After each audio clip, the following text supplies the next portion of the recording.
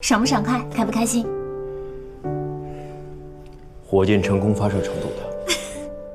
哎，对了，于途，那天我遇见一个隔壁班的，他说你去他们公司应聘了，叫什么名来着？哎，中文名我给忘了，反正就在那个人旺手底下，国资的。哎，于途不是在航天研究所吗？对啊，对啊。所以于途，你是要跳槽啊？我可提醒你了，你要是现在出来，就跟重新开始一样。薪水你们猜怎么着？跟应届毕业生一模一样。有困难也没事啊，找老同学，老同学帮你引荐引荐。哎，我们酒来了。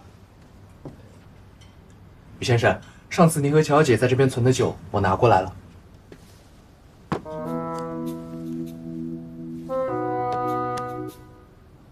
这个呢是我们老板送给于先生的，各位请慢用。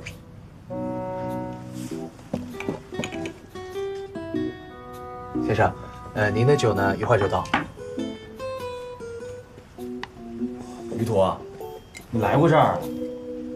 哇，诺曼底康帝，真的假的？真相机，你看呀。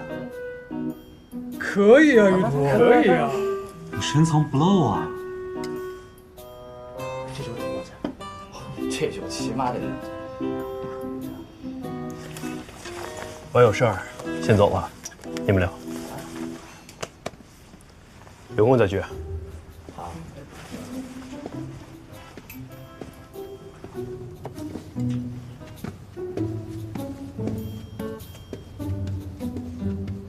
把酒也拿走吧。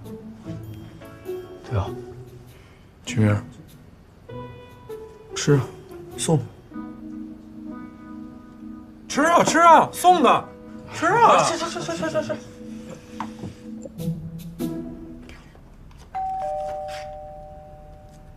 小猪又忘拿东西了。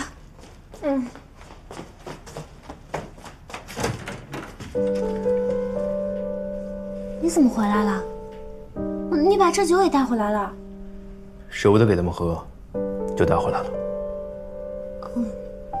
我知道你要去那儿，就想起那家的色拉让小猪去买的，然后你不会嫌我多事儿吧？我是这么不识好歹的人吗？我也觉得。那怎么样，爽不爽快，开不开心？火箭成功发射程度的。那为了庆祝火箭发射，要不要喝酒庆祝一下？虽然才几百块，但是也不能浪费呀。几百块？对呀，不然你以为我傻呀？请我不认识的人喝那么贵的酒。我那认识这家店的老板，我在那儿拍过戏，这个呀就是我在那儿拍戏用过的空瓶。到底喝不喝嘛？反正我今天也不打游戏了，我左手拇指都已经起老茧了。